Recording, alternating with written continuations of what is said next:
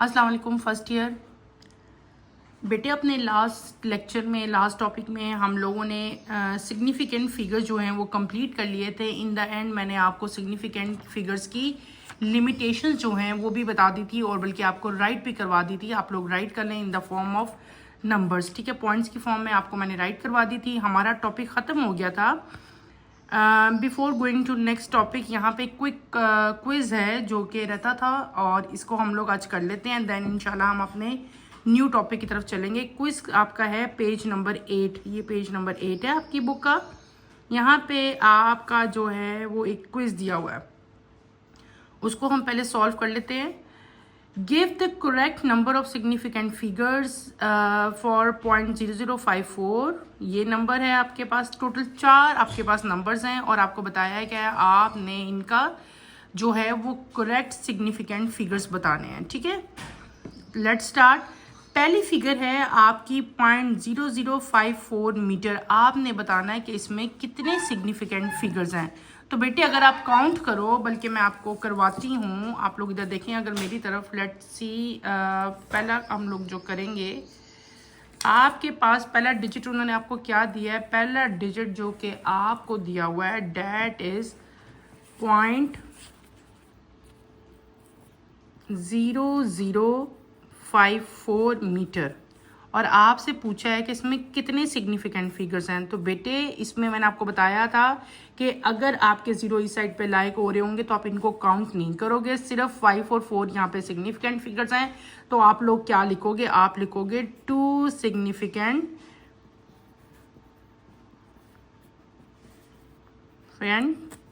Figures, ठीक। फिर आते हैं हम नेक्स्ट नंबर की तरफ। नेक्स्ट नंबर जो आपको दिया हुआ है डैट इज 0.03030 m। इसमें आपने सिग्निफिकेंट नंबर्स बताने हैं। इसमें सिग्निफिकेंट नंबर्स कितने हैं, यहाँ से हम काउंट करना शुरू करेंगे। 1 2 3 4, क्योंकि इस वाले ज़ीरो की कोई वैल्यू नहीं है। तो इसमें कितने सिग्निफिकेंट फिगर्स हो गए बेटे, इस वैल्यू में 4 सिग्निफिकेंट फिगर्स। क्लियर है। नेक्स्ट आते हैं, हमारे पास क्या है 40.0 m। इसमें कितने सिग्निफिकेंट फिगर्स हैं। अगर आप गौर करो तो बेटे मैंने क्या कहा था, इधर वाले जीरो की वैल्यू होती है। तो इसमें कितने सिग्निफिकेंट बेटे होंगे 1 2 3। इसमें कितने सिग्निफिकेंट फिगर्स होंगे मेरे बेटे 3 होंगे। नेक्स्ट अगर आप आते हैं, next and the last number is 0.5, नहीं एक और भी है 0.5 m है आपका नंबर। इस जीरो की कोई वैल्यू नहीं है, इस 5 की वैल्यू है, तो there is only 1 significant figure. Next आए आप 8.20 इंटू 10⁻³ m। इसमें कितने सिग्निफिकेंट फिगर्स हैं, ठीक है। तो बेटे आपको मैंने ये बताया था कि जो एक्सपोनेंट्स वाला होता है उसको हम लोग कैसे काउंट करें। हम इसको काउंट नहीं करेंगे, इन तीनों को ये हम काउंट करेंगे। 1 2 3 हमारे सिग्निफिकेंट फिगर्स कितने होंगे बेटे 3 होंगे। क्लियर हो गया। हमने क्या क्वेश्चन कर लिया, हमारा क्वेश्चन था कि ये जितने भी आपके पास दिए हुए थे इनमें आपने सिग्निफिकेंट फिगर्स बताने थे, कितने थे। इसमें कितने हैं 2 हैं, इसमें कितने हैं 4 हैं। It has 3, it has 1 and it has 3 significant figures. ये क्या हो गया, ये हमारा क्विज नंबर 1 हो गया, ठीक है। क्लियर हो गया। अब हम आएंगे अपने क्विज नंबर 2 की तरफ। अब हम क्विज नंबर 2 की तरफ आएंगे। अगर आप लोग अपनी इधर देखो, क्विज नंबर 2 हमारे पास क्या है, यहाँ पे अगर आप देखें, give the answer to the appropriate number of significant figures. ये आपको एक एडिशन दिया हुआ है 1 2 3। आपने 3 नंबर्स को ऐड करना है और आपका जो आंसर आना चाहिए बेटे वो किस में आना चाहिए, वो सिग्निफिकेंट में आना चाहिए। बहुत ईजी है लेकिन फिर भी मैं आप लोगों को करवा रही हूँ ताकि आप लोगों को इसमें कोई प्रॉब्लम ना हो। क्या करना है आपने, देखो 2602 kg plus 36.02 kg plus 54.1 kg। आपने क्या बताना है, इसका आंसर बताना है। जब आप इनको तीनों वैल्यूज़ को कैलकुलेटर में कैलकुलेट करोगे तो जो आपका आंसर आएगा डैट इज़ 2692.12 kg, ठीक है। डेसिमल प्लेसेस का अगर आप लीस्ट नंबर देखो तो 1 है, ठीक है। यहाँ पे अगर आप देख रहे हो लीस्ट नंबर ये है, लीस्ट नंबर अगर मैं यहाँ से देखती हूँ, ठीक है। तो फिर मैं क्या करूँगी, इस लीस्ट नंबर को हम देखेंगे, ठीक है। मैं इसको क्या कर लूँगी, राउंड ऑफ करके 1 कर लूँगी, ठीक है। तो ये इसका जो है फाइनल आंसर होगा। क्लियर है। अब हम चलते हैं अपने थर्ड क्विज की तरफ। थर्ड क्विज आपका क्या दिया हुआ है बेटे, अगर आप स्क्रीन पे देखते हो, give the answer to the appropriate number of significant figure. आपको जस्ट एक माइनस का जो है वो क्वेश्चन दिया गया हुआ है, ठीक है। आपने सिर्फ और सिर्फ क्या करनी है, सब्सट्रैक्शन करनी है। 3.54 kg माइनस 2.4 kg। आप जब माइनस करोगे तो क्या आ जाएगा, 1.14 kg आ जाएगा। अगर आप इसका लीस्ट देखते हो तो ये है लीस्ट प्लेस, ठीक है, इज़ 1। तो इसको भी हम राउंड ऑफ करके क्या कर लेंगे बेटे, 1.1 kg कर लेंगे। ये इसका एक्यूरेट जो है वो आंसर हो जाएगा इनसिग्निफिकेंट फिगर। नेक्स्ट आपका आता है क्विज नंबर 4।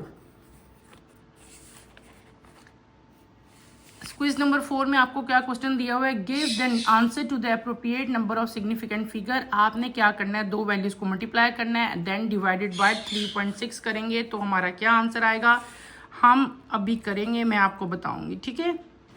आपने क्या करना है बेटे, पहले तो आप वैल्यूज को राइट करो, ठीक है। क्या करेंगे, हमारे पास क्या वैल्यूज दी हुई हैं, 2.45 इंटू 10⁻³ मल्टीप्लाई बाय 2.46 मीटर, और ये भी आपका मीटर में है, डिवाइडेड बाय क्या है आपका 3.6 मीटर, ठीक है। अगर आप बेटे अपने इस क्वेश्चन पे गौर करो, इधर देखो मेरी तरफ, मैं क्या कर रही हूँ, अगर आप गौर करो 2.45 में कितने 3 सिग्निफिकेंट फिगर्स हैं, कितनी है, 3 है ना, 1 2 3। 2.46 में कितनी सिग्निफिकेंट फिगर्स हैं, 3। 3.6 में कितनी सिग्निफिकेंट फिगर्स हैं, 2। तो जब आप इनको सबको आपने कैलकुलेट किया तो आपका जो आंसर आना चाहिए बेटे, उसके मुताबिक भी आप हमारा आंसर जो है वो 2 सिग्निफिकेंट फिगर्स आएंगी, 1.7 इंटू 10⁻³ मीटर। मैंने क्या किया, मैंने इन वैल्यूज़ को पहले ही हमने डिटरमिन कर लिया था कि इनमें सिग्निफिकेंट फिगर्स कितनी हैं, देन हमने इसको सॉल्व किया तो आपका आंसर जो है वो ये आया है। ये आपको याद हो, अगर हमने पीछे जब सिग्निफिकेंट फिगर्स पढ़े थे तो वहाँ पे मैंने आपको बताया था कि सिग्निफिकेंट फिगर्स को आपने जो है वो किस तरह डिवाइड और मल्टीप्लाई करके आना है। हमने रूल्स पढ़े थे, उन्हीं रूल्स को फॉलो करते हुए ये चारों के चारों जो आपके क्विज के थे, ये सारे के सारे मैंने आपको करवा दिए हैं। ये आप लोग अपने अपने रजिस्टर में जो है वो नोट कर लें, 1 2 3 एंड देन दिस इज आपका जो है वो लास्ट क्विज 4 क्विज आ गया, ठीक है। क्लियर है बेटे।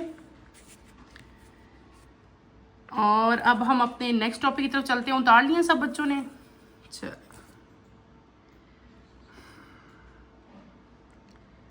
सिग्निफिकेंट फिगर्स हमारा कंप्लीट हो गया। आज हम अपना नेक्स्ट टॉपिक स्टार्ट करेंगे, that is precision and accuracy, page number 8, topic number 1.5 हम स्टार्ट करेंगे।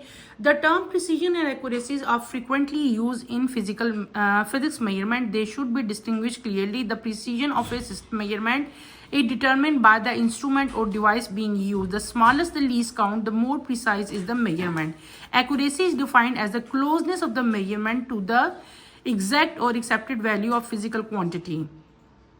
दो चीज़ें आपको बताई हैं। आम लैंग्वेज में अगर हम लोग वैसे कॉमन लैंग्वेज में देखें तो दोनों चीज़ें हमें सेम ही लग रही होती हैं, प्रिसीजन और एक्यूरेसी जैसे एक ही वैल्यू है, लेकिन बेटे ऐसे नहीं होता। जब हम लोग इसको फिजिक्स की नज़र में देखते हैं तो प्रिसीजन और एक्यूरेसी दो डिफरेंट चीज़ें हैं। What is precision? प्रिसीजन क्या होती है?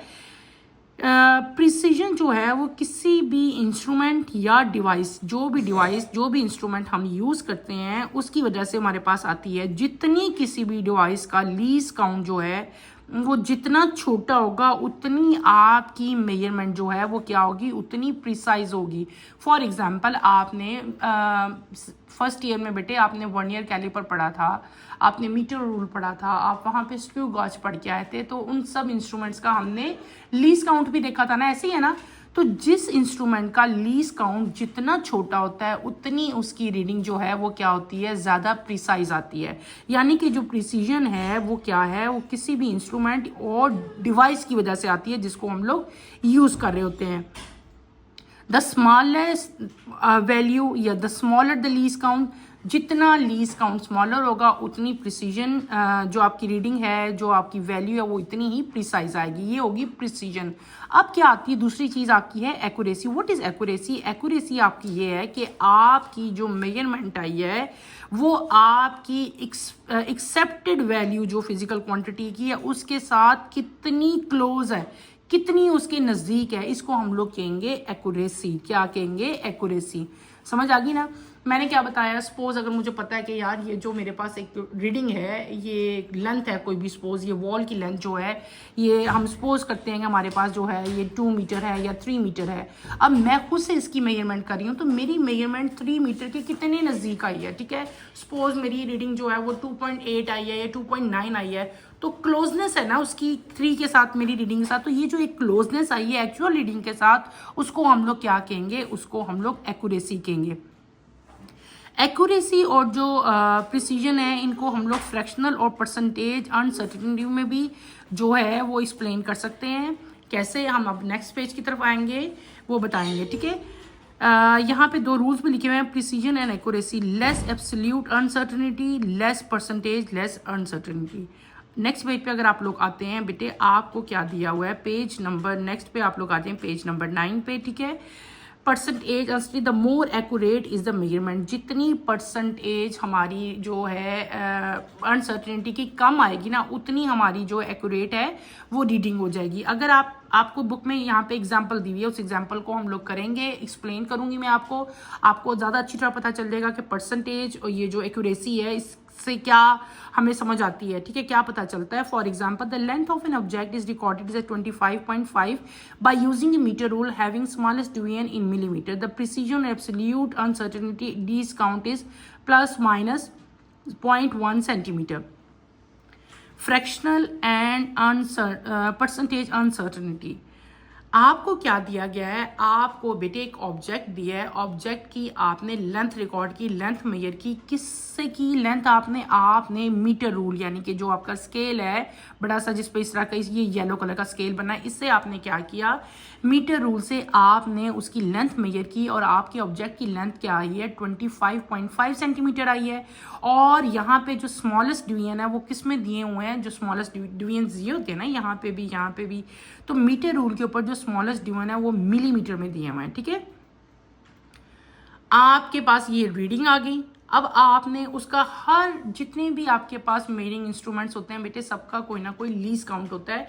तो आपने जब रीडिंग इससे मेजर की, किससे? मीटर रूल से, तो आप मेजर रूल जो है इसकी जो लीस्ट काउंट है वो कितना है? 0.1 सेंटीमीटर है। अब आपने 2 चीज़ें हमने जो पढ़ी हैं, 2 चीज़ें हमने क्या पढ़ के आए हैं?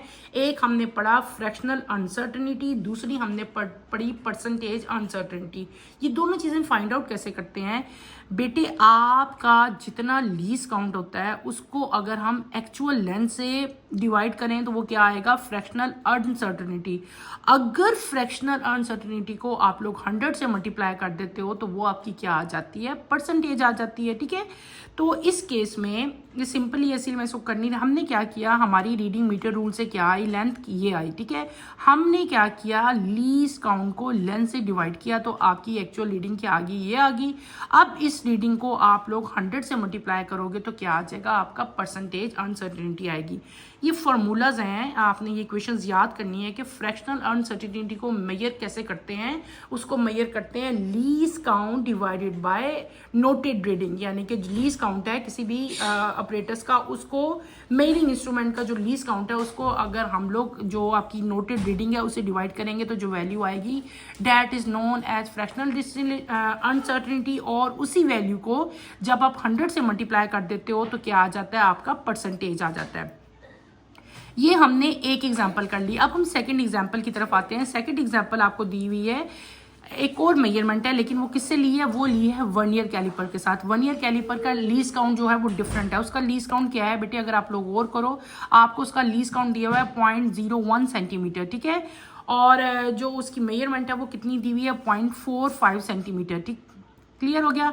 वही चीज़ है, आपने पहले फ्रैक्शनल अनसर्टेनिटी मेजर करनी है, फिर आपने परसेंटेज। जब फ्रैक्शनल करोगे तो कैसे बने, अभी आपको फार्मूला बताया था कि लीस्ट काउंट डिवाइडेड बाय जो नोटेड आपकी रीडिंग आएगी उससे आप डिवाइड करोगे, डिवाइड किया तो ये आपका आंसर आया। इसको आपने परसेंटेज में कैसे कन्वर्ट करना होता है, इसी वैल्यू को अगर आप 100 से मल्टीप्लाई करते हैं तो आपकी क्या आ जाती है, परसेंटेज आ जाती है। अब हमारे पास क्या आ गई, दो रीडिंग्स आ गई, दो डिफरेंट रीडिंग्स है। एक वो रीडिंग है जो किसी भी ऑब्जेक्ट की हमने मीटर रूल से ली है, एक वो रीडिंग हमारे पास आ गई जो कि हमने वर्नियर कैलिपर से ली। क्लियर होगी ये दोनों रीडिंग्स कैसे आई। अब हम आगे चलेंगे। दस the reading 25.2 centimeter taken by meter rule is although less precise but more accurate, having less percentage uncertainty or error, while the reading 0.45 taken by vernier caliper is more precise but less accurate. In fact, it is relative measurement which is important. The smaller the physical quantity, the more precise measurement should be used. Here, the measurement 0.4 centimeter demand that more precise instruments such as micrometer, screw gut at least should have been used. Hence, we can conclude. अब देखो ये जो दो readings बेटे मेरे पास आई थी, एक reading I थी, हमने एक रीडिंग ये किया था एक्सपेरिमेंट जिसमें हमने मीटर रूल से रीडिंग ली, एक रीडिंग हमारी वो आई जो हमने वर्नियर कैलिपर से ली। इन द एंड जब हमने इन दोनों रीडिंग्स का कंपैरिजन किया तो हमने देखा कि जो रीडिंग हमारी 25.5 आई थी मीटर रूल से आई थी वो क्या थी, वो लेस प्रिसाइज थी लेकिन वो ज़्यादा एक्यूरेट थी। वो क्यों ज़्यादा एक्यूरेट थी, क्योंकि उसकी परसेंटेज जो है वो क्या थी, वो कम थी। जबकि हम अपनी दूसरी रीडिंग पे आते हैं तो हमारी दूसरी रीडिंग जो है वो क्या थी, ज़्यादा प्रिसाइज थी लेकिन वो क्या थी, लेस एक्यूरेट थी। ये चीज़ आपने अपने जहन में रखनी है कि जितनी किसी भी रीडिंग आपकी परसेंटेज जब ज़्यादा आती है ना, अगर देखो इन दोनों का कंपैरिजन आप करो तो ये परसेंटेज कम है, ये परसेंटेज ज़्यादा है। जिसकी परसेंटेज कम होती है वो आपकी रीडिंग जो है वो ज़्यादा एक्यूरेट होती है। क्या मैंने कहा, जिसकी परसेंटेज कम होती है वो रीडिंग आपकी ज़्यादा एक्यूरेट होती है। ठीक है, अब इसकी परसेंटेज 0.4 है, इसकी 2 है, इसका मतलब हुआ कि ये रीडिंग ज़्यादा एक्यूरेट है क्योंकि इसकी परसेंटेज जो है, परसेंटेज ऑफ अनसर्टेनिटी जो है वो कम है और इसकी परसेंटेज अनसर्टेनिटी जो है वो ज़्यादा है, डिट इज़ 2%। इसका मतलब भी हुआ कि ये रीडिंग आपकी लेस एक्यूरेट है। ये रीडिंग मोर एक्यूरेट है लेकिन ये रीडिंग जो है लेस प्रिसाइज है, और ये रीडिंग जो है ये आपकी मतलब लेस एक्यूरेट है लेकिन जो है मोर प्रिसाइज है। दोनों ऑपोजिट आ गई। अगर आपकी रीडिंग जो है वो लेस एक्यूरेट होती है तो वो मोर प्रिसाइज होती है, और अगर मोर प्रिसाइज हो तो वो लेस एक्यूरेट होती है। ठीक है, तो ऐसे केसेस में हम लोग क्या करते हैं कि जब आपकी रीडिंग इस केस में 0.455 बाई यूजिंग वर्नियर कैलिपर जो कि हमारी मोर प्रिसाइज थी लेकिन एक्यूरेट कम थी, ऐसे हुआ था ना, तो हम क्या करेंगे, हम कोई और रिलेटिव ऑपरेटर्स जो है वो यूज़ करेंगे फॉर मेजरमेंट। ठीक है, इस केस में हम फिर क्या करेंगे, हम लोग ज़्यादा प्रिसाइज अपना जो है इंस्ट्रूमेंट यूज़ करेंगे। कौन सा इंस्ट्रूमेंट यूज़ कर लेंगे, हम वर्नियर कैलिपर की जगह बेटे क्या यूज़ कर लेंगे, वर्नियर कैलिपर की जगह हम लोग स्क्रू गाज यूज़ कर लेंगे क्योंकि उसका लीस्ट काउंट जो है वो इससे भी छोटा होता है। ठीक है, और ये यूज़ करेंगे तो हमारी रीडिंग जो है वो ज़्यादा जो है वो क्या आएगी, प्रिसाइज आएगी। क्लियर हो गया। अब precise measurement is one which has less precision और absolute uncertainty, and accurate measurement is a one which has less fractional और परसेंटेज अनसर्टेनिटी। ये एंड पे आपकी दोबारा डेफिनेशंस आ गई। तो वही बात है कि ज़्यादा एक्यूरेट मेजरमेंट वो होती है जिसकी फ्रैक्शनल कम होती है, परसेंटेज अनसर्टेनिटी जिसकी कम होती है। जैसे कि हमने देखा कि इसकी परसेंटेज ज़्यादा कम थी, इसकी परसेंटेज ज़्यादा थी, तो हमने क्या कहा था कि जिसकी अभी इस वैल्यू के अकॉर्डिंगली क्या मतलब है कि जिसकी परसेंटेज ऑफ अनसर्टेनिटी कम होती है वो रीडिंग ज़्यादा एक्यूरेट होती है, और जिसकी परसेंटेज अनसर्टेनिटी ज़्यादा मतलब कम होती है वो रीडिंग आपकी क्या होती है, प्रिसाइज भी लेस होती है। ठीक है, क्लियर हो गया।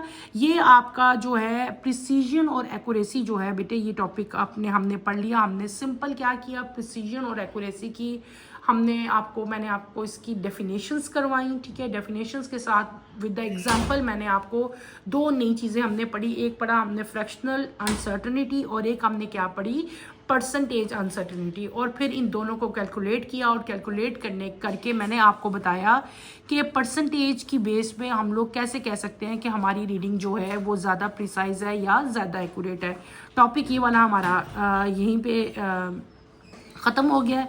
नेक्स्ट टॉपिक जो आपका शुरू होता है वो है असेसमेंट ऑफ टोटल जो है अनसर्टनिटी इन फाइनल रिजल्ट, कि कोई भी आपने जब फाइनल रिजल्ट लेना होता है किसी भी चीज़ का, जैसे हमने आपको मैंने सिग्निफिकेंट फिगर जब हमने पढ़े थे तो हमने उसमें रूल्स कुछ फॉलो किए थे कि किस तरह आप जो है जब एडिशन करोगे, सब्ट्रैक्शन करोगे, मल्टीप्लिकेशन या डिवीजन करोगे तो उस केस में सिग्निफिकेंट फिगर्स को हम कैसे देखेंगे। ठीक है, इसी तरह तमाम चीज़ें प्लस एडिशन सब्ट्रैक्शन को हम लोग इनकी असेसमेंट करेंगे टोटल अनसर्टेनिटी की बेस पे। ठीक है, टॉपिक आपका है 1.6। नेक्स्ट टॉपिक है knowing the uncertainties in all factor involve in calculation the maximum possible uncertainty और error in final result can be found as follows.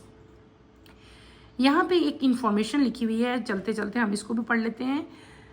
We use many devices to measure physical quantities such as length, time and temperature. They all have some limit of precision. ये different हमारे पास physical quantities हैं, लेकिन इन सब की कुछ limitations हैं। ठीक है, बस ये आपको बताया गया है। These are not decoration pieces of glass but the earliest known acoustics and sensitive thermometers built by Accademia del Cimento in Florence. They contain alcohol, sometimes colored red for easier reading.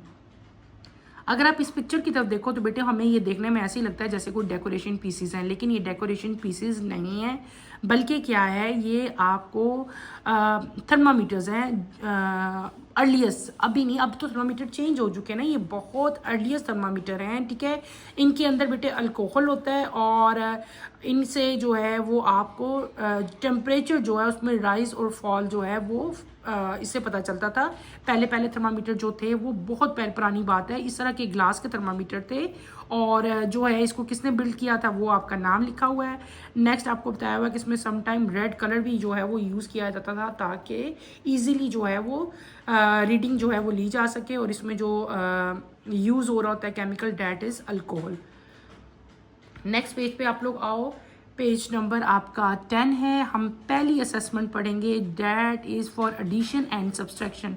For addition and subtraction आप लोग क्या करोगे, absolute uncertainties are added. For example the distance between two position x1 and x2 is recorded as. आपके पास कोई से दो distance है, आपने क्या किया, दो डिस्टेंस है, आपने टोटल डिस्टेंस लिया, हमने क्या किया x2 माइनस x1, ये आपकी रीडिंग आ गई कोई भी। ठीक है, and the addition of two length, अगर टू एडिशंस आपके पास दो लेंथ्स हों तो उनको आप कैसे ऐड आउट करोगे वो आपको बताया। ठीक है, आपको क्या बता दिया कि आप जब हम ये करेंगे प्रिसीजन एंड एक्यूरेसी पढ़ रहे हैं तो इसकी क्या हमारे पास असेसमेंट्स हैं, हमने मल्टीप्लाई कैसे करना है, इन वैल्यूज़ को हमने प्लस माइनस क्या करना है। तो सबसे पहली आपको जो दी हुई है वो क्या दी हुई है कि फॉर एडिशन एंड सब्ट्रैक्शन आपको दो एग्जांपल्स दी हुई हैं।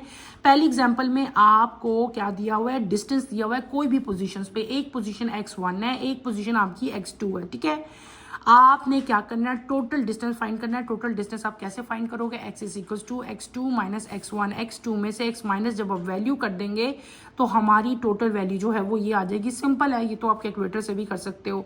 नेक्स्ट आपका क्या है कि एडिशन जब एडिशन करेंगे तब भी हम लोगों ने प्लस माइनस ये जो आपके आ रहे हैं लीस्ट काउंट्स वो भी लेने हैं हमने। ठीक है, यही याद रखना है आप लोगों ने, और उनको भी हम प्लस माइनस ऐसे ही करेंगे।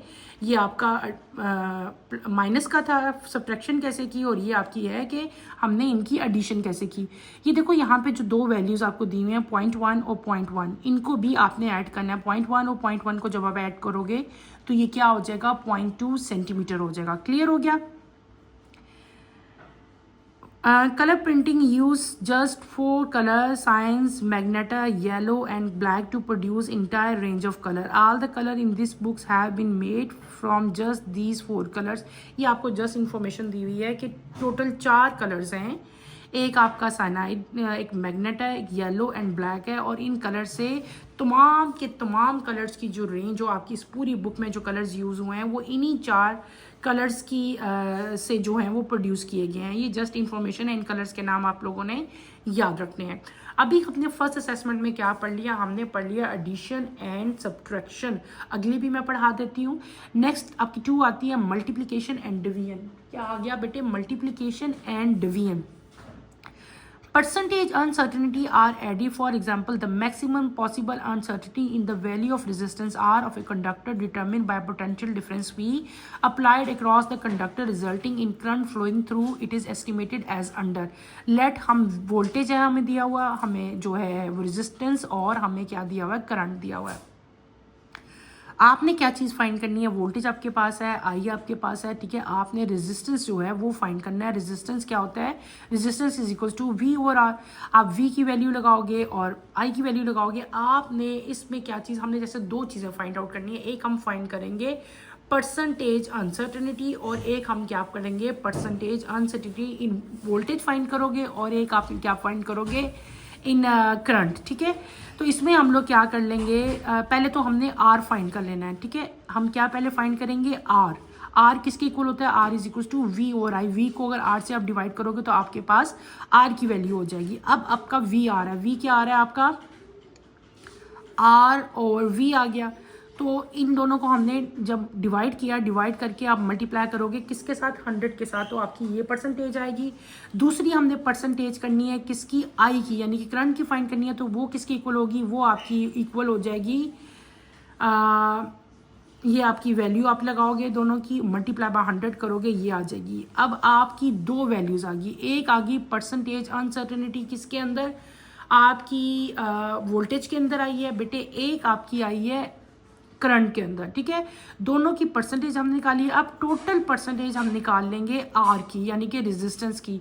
रेजिस्टेंस की टोटल परसेंटेज आप कैसे फाइंड आउट करोगे? जब आप इन दोनों परसेंट को प्लस करोगे। 3 + 7 इज इक्वल्स टू 10। तो टोटल परसेंटेज रेजिस्टेंस यानी कि आर की कितनी हो जाएगी? 10%, ठीक है। तो आर की वैल्यू को अब आप लोग कैसे लिखोगे? R is equals to V over I था, यहाँ पे आप वी अपना लिखोगे, यहाँ पे आप क्या लिखोगे? आप जो है 0.68 यानी कि अपना करंट लिखोगे, तो वो कितना आएगा? 5 आएगा। फिर हम अपनी वैल्यू को क्या कर लेंगे कि हमारा रेजिस्टेंस जो है वो ±0.5 ओम जो है वो आएगा। ये हमने इसको 1 सिग्निफिकेंट फिगर से जो है वो रिकॉर्ड किया। ये आपकी टोटल परसेंटेज किसकी आ गई? रेजिस्टेंस की आ गई, जब हम परसेंटेज को प्लस कर लेते हैं। हमने यहाँ पे 2 असेसमेंट्स आज की। एक हमने की एडिशन और सब्ट्रैक्शन, और एक हमने की मल्टीप्लिकेशन एंड डिवीजन। एडिशन और सब्ट्रैक्शन में आप लोग क्या करते हो? जो एब्सोल्यूट अनसर्टेनिटीज होती हैं उसको आप लोग ऐड करते हो, ऐसे ही है। और जो सब्ट्रैक्शन में उनको सब्ट्रैक्ट करोगे। लेकिन मल्टीप्लिकेशन और डिवीजन के केस में आप लोग क्या करते हैं? परसेंटेज अनसर्टेनिटीज को ऐड करते हैं। देखो ये हमारी परसेंटेज ऑफ अनसर्टेनिटी थी, इनको मैंने प्लस किया ना, तो ये चीज़ आपने याद रखनी है। ये रूल है, थंब रूल है, यहाँ पे भी बल्कि ये लिखे हुए हैं। For addition and subtraction absolute uncertainties are added, जैसे कि हमने ऊपर ऐड किया था। For multiplication and division percentage uncertainties are added. यहाँ पे हमने क्या किया? पहले परसेंटेज फाइंड की और फिर हमने क्या कर लिया? इन परसेंटेज को ऐड कर लिया। जबकि ऊपर जब हमने एडिशन और सब्ट्रैक्शन की थी तब हमने परसेंटेज तो फाइंड ही नहीं किए थे, हमें ज़रूरत ही नहीं थी। उस केस में हमने सिंपल एब्सोल्यूट अनसर्टेनिटीज को ऐड और सब्ट्रैक्ट किया था। क्लियर है? जबकि यहाँ पे जब आप मल्टीप्लाई और डिवाइड करोगे बेटे, तब आपने परसेंटेज अनसर्टेनिटीज को क्या करना है? डिवाइड करना है। अब हमारा कितना रह गया है?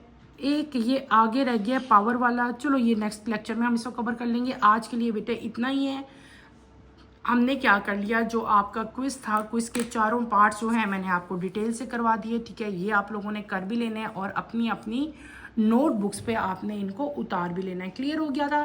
फिर हमने क्या पढ़ा? फिर हमने जो है प्रिसीजन एंड एक्यूरेसी कंप्लीट किया। उसके बाद उसकी कुछ एग्जांपल्स हमने की कि उनको हम लोग डिफरेंट जो कैलकुलेशंस हैं, डिफरेंट हमारी जो रीडिंग्स आती हैं, उनमें आप उनको कैसे अप्लाई करेंगे वो हमने कर लिया, ठीक है।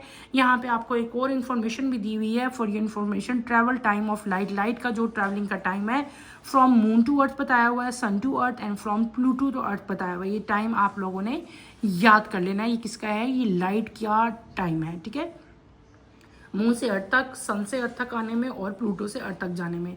अगली असेसमेंट जो थर्ड है फॉर पावर फैक्टर, ये इंशाल्लाह हम लोग कमिंग लेक्चर में कंप्लीट करेंगे। कमिंग लेक्चर की नोटिफिकेशन के लिए बेटे आप चैनल को शेयर करो, लाइक करो और सब्सक्राइब करो। यहीं पे मैं अपना टॉपिक एंड करती हूँ। इंशाल्लाह कमिंग लेक्चर में हम लोग इसे कंप्लीट करेंगे।